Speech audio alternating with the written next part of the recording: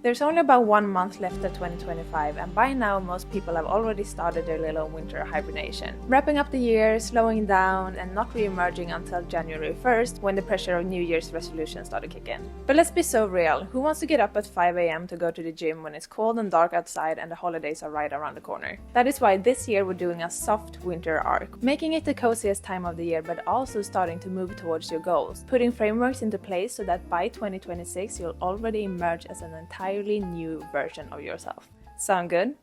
Let's get to it.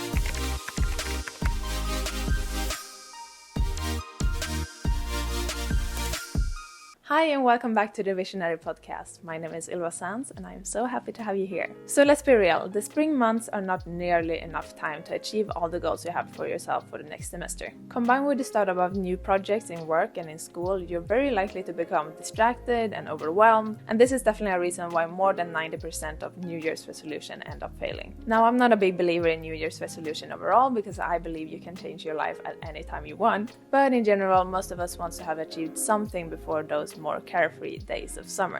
However, that iffy, panic-stricken feeling of having too much to do is not the ideal place to start anything. In fact, this pressure to perform is usually the reason we end up abandoning our goals altogether. So we'll treat this soft winter arc as our starting ground, where we silently put systems in place, get the ball rolling, so that the new year will be a breeze of momentum and motivation to keep going. All the while you still get your fill of rest, cozy evenings, and holiday cheer. Let's get to it. So the first thing we're going to do is to decide what we're actually moving toward. And we need to be specific here because we can't have clear progress if we're just vaguely being productive. Your nervous system will actually hate that because it'll feel like endless pressure with no deadline. Now, I actually have a full video on how to set motivating goals, which I highly recommend you check out if you want, because I still very strongly stand by that method. And you can find that right here. So step 1 is to decide, what do you want your life to look like by winter 2026? aka in 1 year's time. Let's zoom out a little. You can journal on where are you living, what does a regular Tuesday look like, how are you making money,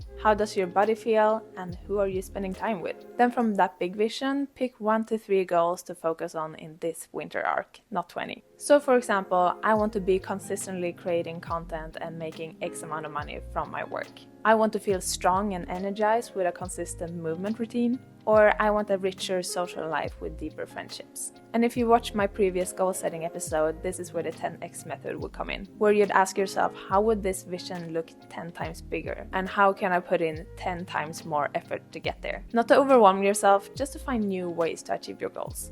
And then we reverse engineer it. So what would a person with that result be doing this winter? What daily or weekly actions or routines would make that goal almost inevitable over time? For example, post 2 to 3 pieces of content a week.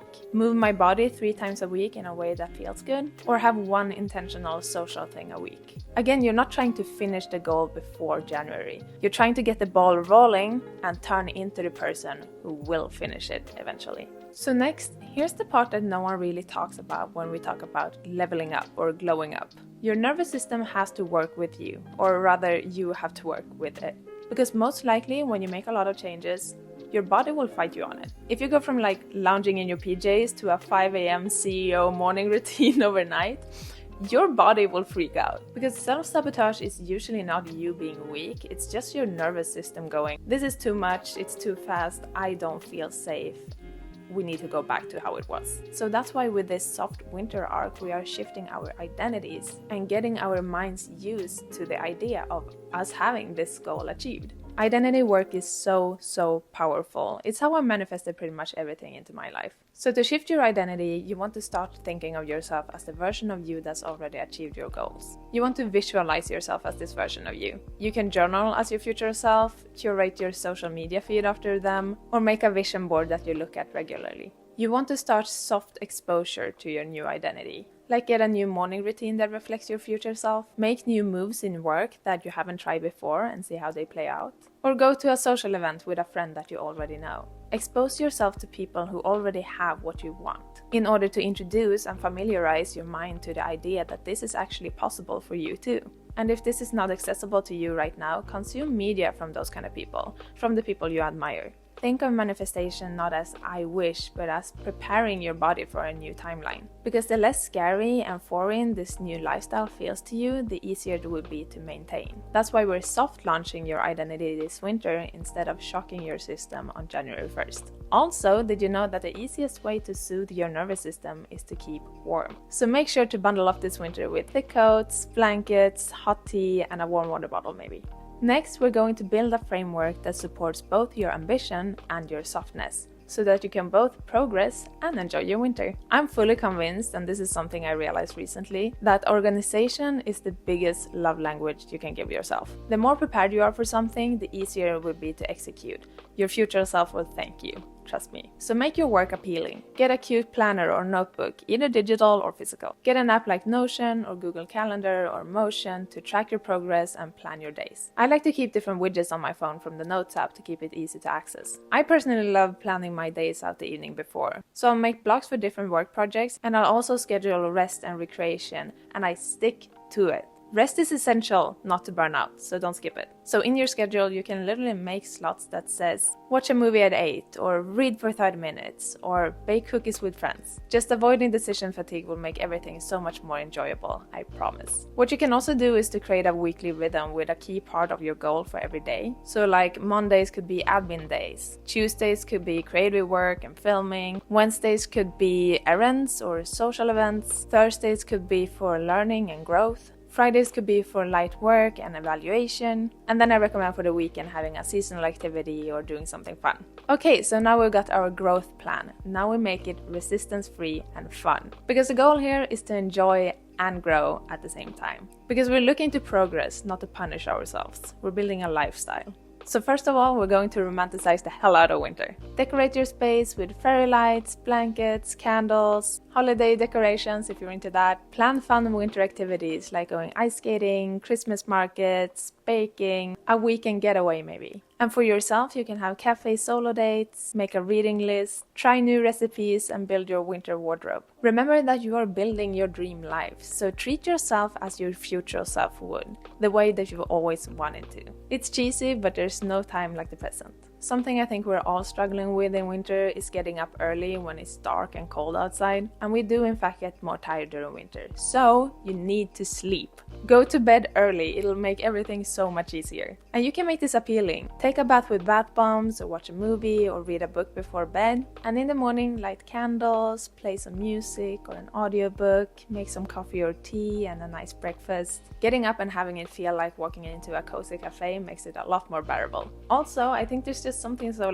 sacred about quiet mornings. And isn't it so nice to get up before everyone else and get a head start on your day? Also, if you live in a colder and darker climate, get some vitamin D supplements, it helps a lot. So to make this more fun and low pressure, you should also try and find a balance between discipline and reward. So say that your goal is to eat healthy and work out more, maybe you'll reward yourself with a matcha after going to the gym. Or for the Christmas season, maybe try out some new recipes without added sugar. After 2 hours of deep work, you get to watch an episode of your favorite TV show. Small bouts of me time will stop yourself from doom scrolling at night when your dopamine levels have plummeted because you worked too hard during the day. Last but not least, your mindset is everything. And remember that life is not that serious. Being more playful actually opens your mind to new possibilities and more creativity, and it will also reduce that pressure to perform all the time. Think of your life as a movie where you're fully invested in both the plot and the progress, both your work and your life. Treat yourself like the main character we're all rooting for.